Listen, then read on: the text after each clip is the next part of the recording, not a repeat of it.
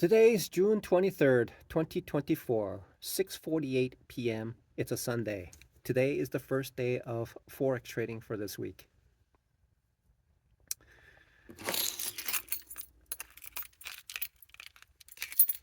This is a ring. This is a ring. This is uh, gold uh, a ring that my ex-wife got me at Fred Meyer in Oregon. And when we were divorced, I took it off and I threw it against the kitchen and it fell. And she picked it up, put it on the table. Then I picked it up, put it in my pocket. That was the year 2002. And now it's 2024, 22 years later. Both my kids have grown, they have graduated from college, and I don't know what they're doing now. They just moved away. But uh, what I've noticed about the ring, for me anyway, for me, it's forever.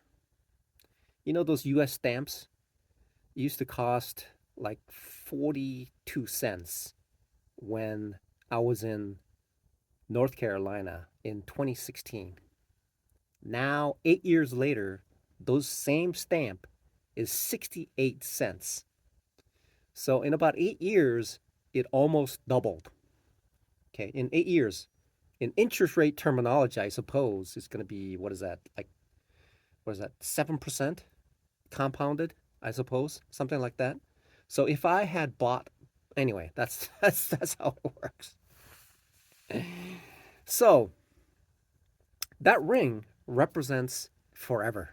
For me, for me, that is forever. It is forever. My exploits have concluded, and my only life-ending promise is to endure, keep that ring as long as possible.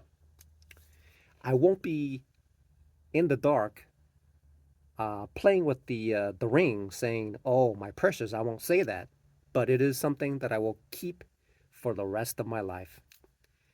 I would take it to my grave. I will never. I don't know. I might lose it somehow. I don't know, but I will keep it for the rest of my life. That is a promise that I say it as God as my witness. So that's how things are. Now, what I've noticed about how is that related to day trading? It has very, very, uh, it is very, very different in day trading because what will happen is this. Now, I just made a few trades and I got back up, and what I've noticed is that I made about 15 trades. Okay, and I knew in the back of my mind, I'm thinking, it's gonna keep going down. But I took one. I took actually a small amount of lots, and I would like put it there, and then went long, expecting reversion trading. Obviously, it didn't work because it was like dropping for what is that, 10, 20, 30, 40 minutes, and I was losing money left and right. But what the thing that I did right is essentially what I did was I set a stop loss. I set a stop loss and says, okay, if it goes beyond that, my trade is out. Now I did that multiple times and I was able to survive that downtrend until at a point where I can recover. And so in the past, my mind would be all wrapped up psychologically twisted and mangled and confused because of the uh, psychological deficiency. The Apparently the brain uses 20% of the energy that's in the body, right? And so this this anxiety that is caused by the unknown of not placing a stop loss and seeing the actual trade going against me, and I'm trying to like think on the fly, should I set it, should I set it, and then eventually it goes longer and the anxiety builds.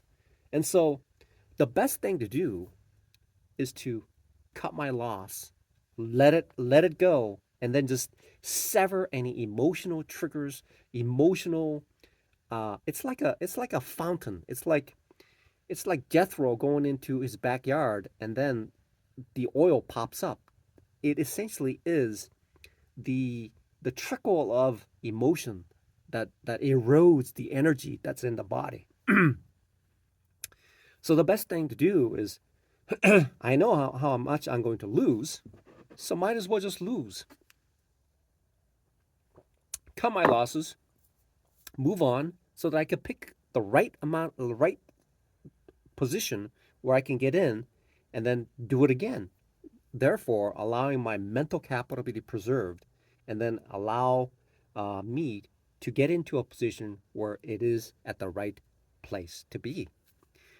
And so, the contrast between the personal family life versus day trading is cut my losses, move on, get it over with. But that ring represents forever. It is forever. It is something that I have, that is something that I will take it with me. And if somebody were to, an archaeologist, somehow dig up my grave 5,000 years later, they'll find that ring uh, with me. Okay. But in day trading, I will be I will be glad to cut it as soon as possible when I recognize it is time to exit the trade, because it could essentially just keep going down and down and down. Because the way that it moves is that the market will move to a certain point, and I don't know where the point where it starts reverse, and therefore it's a good idea to just start fresh, and then get the mind in a different pattern of thinking, to remove the fear of what it's going to be, and the mental mind draining that occurs when I make that trade. So the best thing to do, anyway, that's where we are.